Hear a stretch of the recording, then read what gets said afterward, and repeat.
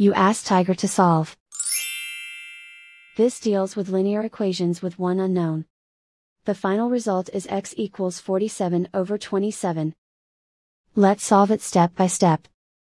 Group all k terms on the left side of the equation. Subtract 4x from both sides. Group like terms. Simplify the arithmetic. Group like terms. Simplify the arithmetic. Group all constants on the right side of the equation.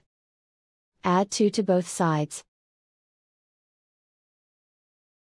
Simplify the arithmetic.